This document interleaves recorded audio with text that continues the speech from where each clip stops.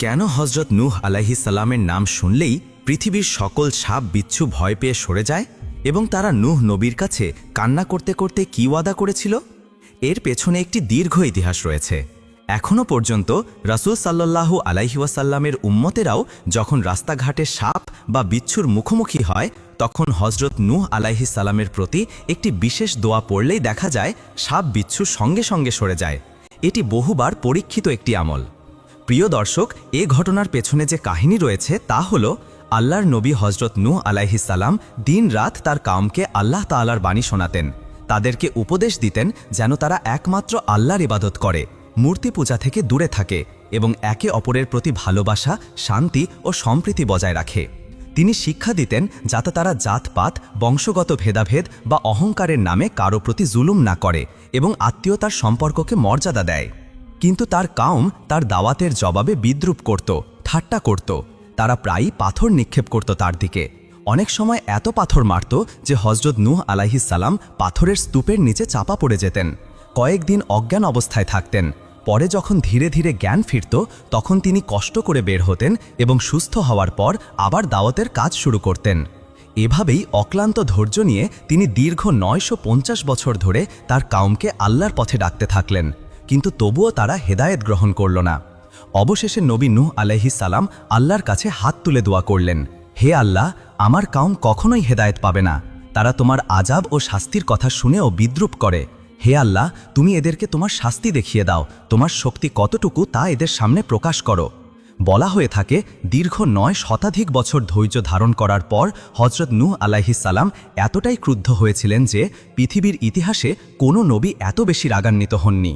হজরত নূহ আলাইহিস সালামের ওপর যে কষ্ট আর আঘাত বয়ে গিয়েছিল সেটি সীমাহীন ছিল।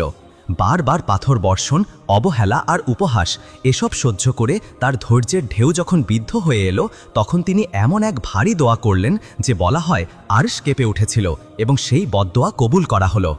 তারপর আল্লাহ তাআলা নূহ নবীর কাছে হুকুম দিলেন, নূহ, তুমি একটি নৌকা তৈরি করো। নির্দেশ অনুযায়ী তিনি নৌকা তৈরির কাজে ঝাঁপ দিলেন। ওই সময় তার মন ছিল অতীব ক্রুদ্ধ। ভাষায় যার নাম দিলে বোঝানো যায় প্রচণ্ড রাগান্বিত অবস্থা। দিন প্রচারে নূহ আসলে 950 বছর কষ্ট সহ্য করেছিলেন। এই ধৈর্যের পরে তার সহ্য ক্ষমতা ভেঙে পড়ে। নৌকা তৈরির সময় দেখা যায় অনেকেই ঠাট্টা বিদ্রূপ করত। কেউ কেউ প্রথমে নৌকার কাছে আসে, পরবর্তীতে গোপনে নৌকায় উঠে পড়ে। তাদের মধ্যে এমন লোকও ছিল যারা নৌকার উপর মলত্যাগ করে দুর্ভাগ্যজনক কাজে লিপ্ত হতো। তবে তাদের কৃতকর্মের ফলও ভয়াবহ হয়। আল্লাহ তাদেরকে সেই ময়লার খাগারে নিক্ষেপ করলেন। 100 বছরের কঠোর শ্রমের পর নৌকা প্রস্তুত হল। হজরত নূহ আলাইহিস সালাম তখন নৌকায় জীবজন্তু একজোড়া করে তুলতে শুরু করলেন। পশু পাখি নানা প্রাণ সবার জন্য জায়গা করা হচ্ছিল। তখন সাপ ও বিচ্ছুরা নূহ নবীর কাছে এলো, কারণ পূর্বে তিনি তাদের তীব্র কষ্ট দিয়েছেন। নূহ আলাইহিস সালাম প্রথমে তাদের বলতে লাগলেন, দূরে যাও, তোমাদের জন্য আমার নৌকায় স্থান নেই, কারণ তোমরা মানুষকে কষ্ট দাও। সাপ বিচ্ছুদের আকুতিতে অবনমিত দেখে তারা কেঁদে কেঁদে নবীর কাছে অনুনয় করল। তারা বুঝে গিয়েছিল যে এক মহান আযাব আসছে। দুনিয়ায় তাদের ছাড়া বেঁচে থাকার আর কোনো সম্ভাবনা হবে না যদি আজ তারা নৌকায় না ওঠে। তারা দোসর হয়ে বলল যে ভবিষ্যৎ বংশধরদের জন্য তাদের অস্তিত্ব বজায় রাখতে দাও, অন্যথায় মানুষও ধ্বংস হবে এবং তাদের নিজের প্রজাতিও মিটে যাবে। তারা নবীর কাছে শপথ করে বলল, যে কোনো মানুষ যদি সালামুন আলা নূহ ফিল আলামিন এই দোয়া পাঠ করবে, আমরা তাকে কষ্ট দেব না। আমরা আমাদের সৃষ্টিকর্তা ও আমাদের অস্তিত্বের নাম করে অঙ্গীকার করছি যে আমরা সে মানুষের উপর কোনো আঘাত করব না। এই প্রতিশ্রুতির পরে হজরত নূহ আলাইহিস সালাম তাদেরও নৌকায় তুললেন। একজোড়া করে সব প্রাণী নৌকায় উঠল এবং আল্লাহর ইচ্ছায় বিপর্যয়ের দিন সূচিত হল। সেই বিশাল নৌকায় হজরত নূহ আলাইহিস সালামের সাথে যারা ঈমান এনেছিল এবং জীবজন্তু পশু পাখি থেকে যারা একজোড়া করে উঠেছিল শুধু তারাই রক্ষা পেয়েছিল। নৌকায় না ওঠা বাকি সমস্ত প্রাণী ও মানুষ আল্লাহর পাঠানো মহাপ্লাবনের আযাবে ডুবে ধ্বংস হয়ে গেল। তুফান থেমে যাওয়ার পর নূহ আলাইহিস সালাম জমিনে অবতরণ করলেন।